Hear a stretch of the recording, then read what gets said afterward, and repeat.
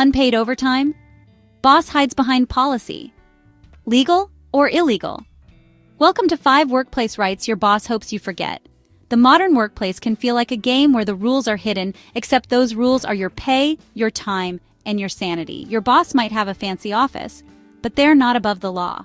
Many of us assume company handbooks are the law, but that's not true. Federal and state laws are what really matter. Knowing your rights is the difference between being valued and being taken advantage of. Let's dive into the crucial protections your employer might not want you to know about. Let's start with a big one, talking about your pay. Maybe you've heard, don't discuss salary, it's against company policy. But that's usually not legally enforceable. The National Labor Relations Act protects your right to discuss wages with coworkers. Why? Because pay secrecy breeds inequality, gender gaps, racial gaps, and favoritism. Sharing salary info isn't just gossip. It's how you spot unfairness and negotiate better.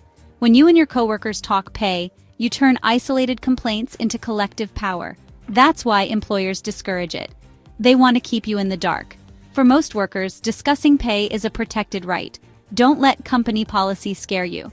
You don't have to announce your salary to the world. Just start a quiet, honest conversation.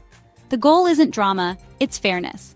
Knowledge is leverage. It helps you and your coworkers demand what you're worth. If your boss tries to punish you for talking pay, that's likely illegal. Imagine buying a car with no price tags. Would you trust that deal? Don't accept secrecy when it comes to your paycheck. Use your right to talk pay to negotiate, advocate, and hold your employer accountable. Your paycheck isn't a secret. It's a starting point for fairness. Don't let them silence you. You have every right to have this conversation. The 40-hour workweek. Sounds nice, right? But for many, it's just the starting line. If you're a non-exempt employee, the law says you get overtime, time and a half, for every hour over 40 in a week. That's not a suggestion. It's the Fair Labor Standards Act. Employers love to call people exempt to dodge overtime, but job titles don't matter. Your actual duties do. If you're doing regular work, not managing or making big decisions, you probably deserve overtime. Misclassification is wage theft, plain and simple. Some bosses say, we don't approve overtime. Doesn't matter. If you worked it, they owe you. Comp time instead of overtime pay? Usually illegal in the private sector. Keep your own records. Start times, end times, breaks. It's your evidence. Overtime laws exist to protect your time and ensure you're paid for every hour you work. Don't let a fancy title or vague promises distract you from your rights. If you're working more than 40 hours, check your classification and your pay. Look up the FLSA duties tests and your state's rules. Your time is valuable. Don't let your boss get a discount. Document everything.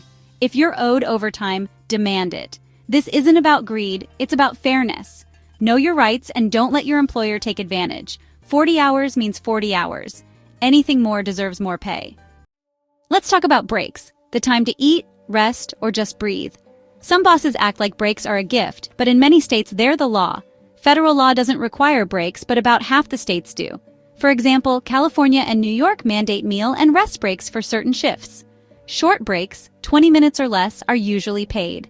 Meal breaks, 30+ minutes, can be unpaid, but only if you're truly off duty. If you're answering emails or watching the phones during lunch, that's not a real break. You must be paid. Employers can't have it both ways.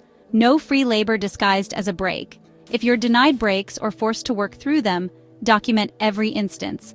Know your state's laws. 5 minutes of research can protect your rights. If your manager pushes back, cite the law. They're counting on your ignorance.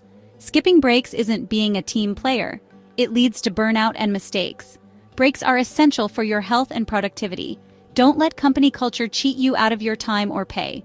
If you're not free to leave your workstation, you're not on break. You're on the clock.